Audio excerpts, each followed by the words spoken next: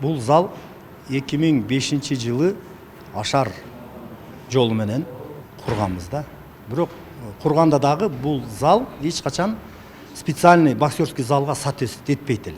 Ушул залда мен 19 жыл иштедим. Ушул зал ушунчалык болбой бараткандан мына биздин Камчыбек Кыдыршаевичке мен өзүм кайрылып, суранып, ушу Көкжаңакка, ушу жаштарга, ушу бизге жаңы спорт зал салып бериңиз деп биз кайрылдык. Бизге ушундай сонун заманбап зал куруп берип атат да. Мен өзүм Көкжаңакта ушул жерде 38 жылдан бери тренер болуп иштейм. Момундай условия болгон эмес. Бул азыр жомок болуп атат. Мен ушунчалык Камчыбек Кыдыршаевичке ыраазымын. Чыныгы элдин уулу да. Кыргыз элинин уулу. Чыныгы эл генералы. Чыныгы эл баатыры. Мен тазым этем бул кишини. Мага ушундай сонун зал куруп, заманбап зал. Мындай зал мен чын айтайын, Кыргызстанда жок эсепте десем болот. Именно специальный зал боюнчачы. Ошондон мен өтө ыраазымын.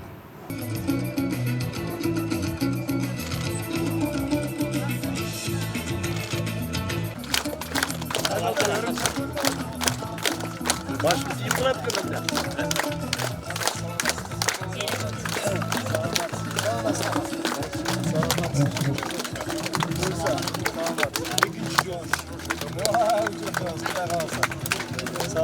Алла Таалага шүгүр, ушу сиздер менен дагы жолуктуруп, монтип жакшы нерсенин үстүндө жолугуп отурабыз. Урматтуу эл журт, өзүңүздөргө жакшы белгилүү болгондой, мына бүгүнкү күнү мамлекетибиздин баардык тармактарында өсүп өнүгүү болуп, элибиздин журтубуздун жашоо шартына кайсы бир деңгээлде жакшы шарттар түзөлү деген чоң максаттарды коюп алдыга жылып келатабыз. Ошолордун катарында бүгүн мына Көкжаңак шаарында дагы жакшы ачылыш азем болуп атат, бокс ордосу. Мен ошол бүгүнкү мүмкүнчүлүктөн пайдаланып, урматтуу президентибиз Садыр Жапаровду сиздерге айткан чоң саламын айтып коеюн, аманатын. Сиздерге чоң салам айтып жиберди урматтуу президентибиз. Урматтуу эл журт, негизинен мамлекетибиздеги болуп жаткан өзгөрүүлөргө өзүңүздөр күбөсүздөр. Туура ал өзгөрүүлөр мүмкүн эл каалагандай, сиздер каалагандай, жомоктогудай тез эле болуп калышы кыйын экендигин өзүңүздөр карап атасыздар. Бирок ошондой болсо дагы кайсыл бир деңгээлде, кайсыл бир темпте ушул маселелер чечилип келе жатат. Ар бир шаарларыбыз, райондорубуз, жерлердеги маселелер, социалдык проблемалар чечилип келе жатат. Мен эми азыр мындай бир цифраларды алып сиздерге даярданып деле келген жокмун, бирок өз көзүм менен күндө мамлекеттин бардык булуң бурчтарында кайсыл бир социалдык объектилер ачылат, курулат, жолдор курулуп атат, үйлөр курулуп атат. Мына үйлөр боюнча айтып кетейин, Жалал Абад шаарында эле 10 000 квартира үй курулуп атат, ипотека менен 10 000 квартира. Так, ошонун бардыгы жөнөкөй, ушул үйгө муктаж жаштарга, үйгө муктаж эл журтка берилет Кудай кааласа. Быйыл күзүндө буюрса президентибиз өзү келип берет. Быйыл күзүндө 1000ге жакын квартираны беребиз. Эмдиги жылы калган 9000 квартираны беребиз. Кудай кааласа.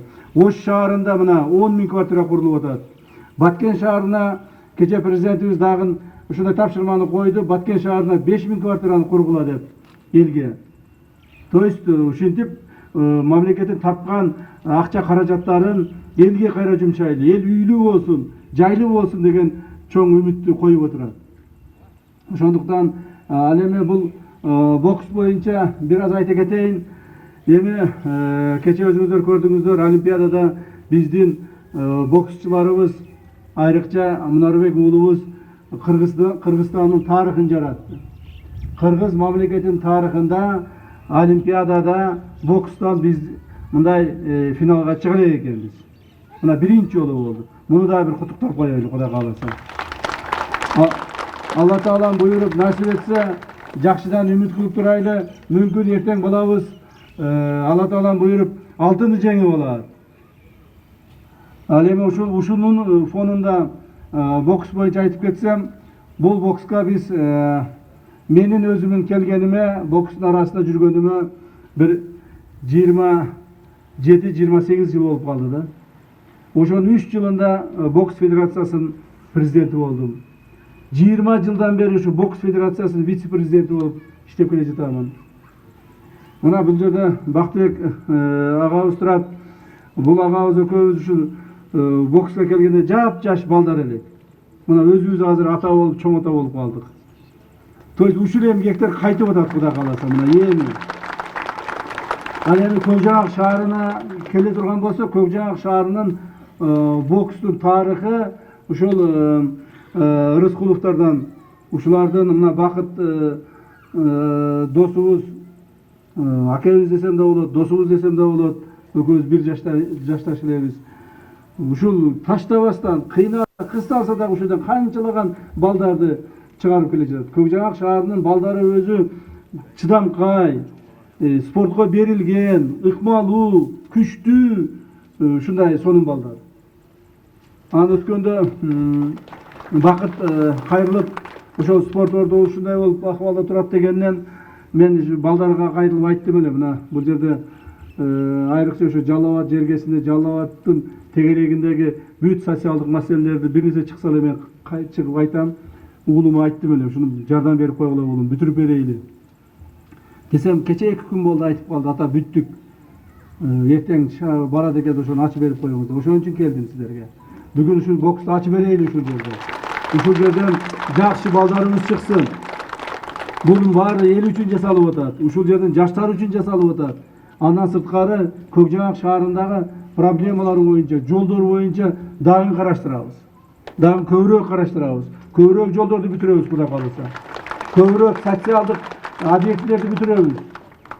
Ошентип буюрса өзүбүздүн колубуздан келген бардык мүмкүнчүлүктөрдү силерге жумшап атабыз. Өзүңүздөр жакшы билесиздер, урматтуу аталар. Сөз келгенде айтып коеюн, мүмкүнчүлүк келгенде. Мен бокс ачабыз деп спортив ченинде келе бердим силерге. Жасанган жокмун. Костюм кийбей эле, галстук тагынбай эле, мына өзүбүздүн айылга келгенде айылдыктар чабылып силерден бирдей болоюн деп эле ушинтип келип калдым. Эми бир нерсени айтып коеюн. Мамлекетибизде бүгүнкү күндө президентибизден Садыр Кожоевичтин берген тапшырмасынын негизинде жана өзүнүн көзөмөлүнүн негизинде толук бойдон криминалга жана коррупцияга каршы күрөш жүргүзүлүп атат. Криминалдыга каршы күрөштү кайсыл бир этабын биз бүтүрдүк. Бүгүнкү күндө мен криминалдын мүчөсүмүн. Мен ошол жерде ОПГмын, же кыйынмын, бандитмин, бирөөнүкүн тартып аламын деген адам жок кесе калды. Андай адамдар болбойт дагы мындан ары. Мындан ары мамлекетибизде эркин жашоо болот. Кимдир бирөө уюшуп алышып туруп, бирөөлөрдүн бизнестерин тартып алып, бирөөлөрдүн бизнестерине жамандык кыла турган адамдар болбойт. Андай жаштарды биз кескин түрдө мыйзам чегинде жоопко тартабыз. Мына ушул жерде укук коргоо органдарынын жетекчилери турасыздар. Бардык жерди карагыла. Эгерде ошондой адамдар чыга турган болсо, маалыматты бергиле. Эч кимден бүгүнкү күндө мамлекет тайсалдабайт. Алардын каттуу соккусун урабыз. Андан сырткары, мына азыр коррупцияга каршы күрөш. Коррупция бул каякта? Коррупция бул негизинен мамлекетте иштеген чиновниктердин арасында болот. Мындан ары мамлекетте иштеген чиновниктер кайсыл бир деңгээлде коррупцияга катыша турган болсо, эч нерсесине карабай жоопко тартабыз. Мамлекеттин бюджетин талап-тонап жегендер, мамлекетке зыян келтиргендер, элдин жөнөкөй элдин рызкысына кол салгандардын бардыгын жоопко тартабыз. Кудай буйрса, жөнөкөй адамдардын жыргал жашоого жете турган заманы жакындап мына келип калды. Жөнөкөй адамдарга шарт түзүшүбүз керек. Ал эми чиновник чыдаса иштеш керек. Мамлекеттик кызматта. Мамлекеттик кызматта иштегенге чыдабайбы? Анда акырын чыгып өзүнүн бизнесин кылыш керек. Бирок мамлекеттин бюджетине кол салып урдайм дегендердин биз жол бербейбиз андайга. Ушунун бардыгы урматтуу президентибиздин көзөмөлүнүн алдында болуп атат. Урматтуу аксакалдар, мен эми бир аз сиздерди көрүп, өзүмдүн жердештеримди, агайнилеримди, абаларымды көрүп, ушундай бир толкунданып көбүрөөк сүйлөп койдум окшойт. Капа болбойсуздар, кечиресиздер. Дагы бир жолу сиздерди жаңы бокс ордосу менен куттуктаймын. Рахмат баарыңыздарга. Урматтуу туугандар, мындай жаңылыктар болгон эмес да мурун. Чоңдор келип, El menen maектешкен эмес. Уста бийлик эл кызмат кылат деп. Эл бийликке кызмат кылчыла. Адилеттүүлүктү орнотобуз деп мына канча Кыдыр Саевич билет канча жыл жүрүлгөн. Кудай бар экен, ушул даражага жеттик, адилеттүүлүк орноп атат. 30 жылдан бери чырма алып нары бери болуп бир уч кландын колундагы бийлик элге иштебей чөнтөгүн иштеп жүрүп, ошолорду мына 3 жыл бери 90%-ин жандырып, керегин алып, мамлекетке өткөрүп атышат. Канча өзгөрүүлөр болду, өсүүлөр болуп атат. Ошон үчүн ажообузга, Камчы Кыдыр Саевич сизге бийликте келечекке мындай жаман карабагандарга чоң рахмат. Силер ушул нерсеңерден кайтпаңыла, алдыга койгон максатыңарга жетишиңерге Кудайым насип этсин. Бөөдө кырсык курук томоттордон Кудай силерди сактасын, Кудай колдосун, эл колдосун. Мен силерден суранам, жамандар, ушакчылар, пактакорлор, күн карамалар, булардан алыс болуп, жакшылар буларга жакын болсун. Bismillahirrahmanirrahim. Yaxşılıklar olsun ha. Yaxşı şu жерге чемпиондорumuz çıksın. Olimpiada çempionları çıksın.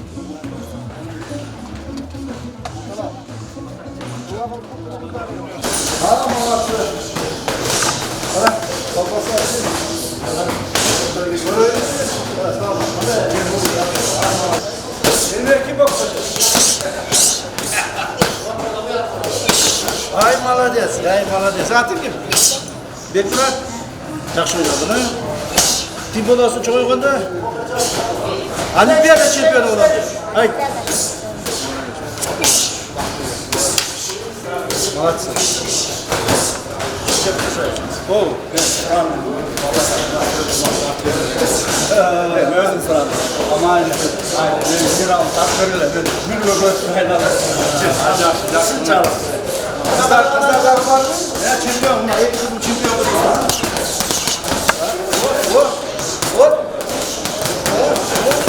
Hoppa. Ay молодец. Gol deyip çok çarşaf kalmam mı?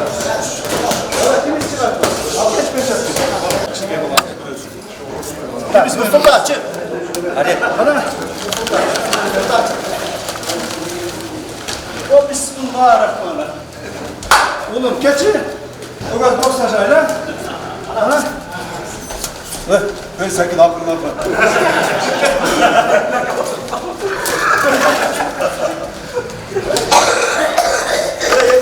Sultan altına kalk koşuyorsun.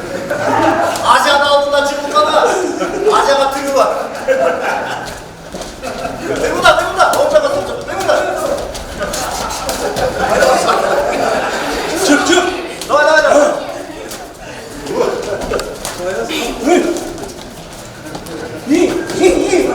Vur sen. Vur. Bomba salma. Kaça kadar bal çaptın alsın.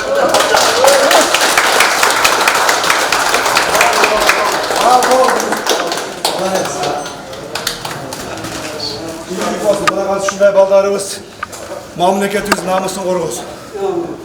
Şunday ballarımız elimiz namusunu korusun. Tuğuzun namusunu korusun.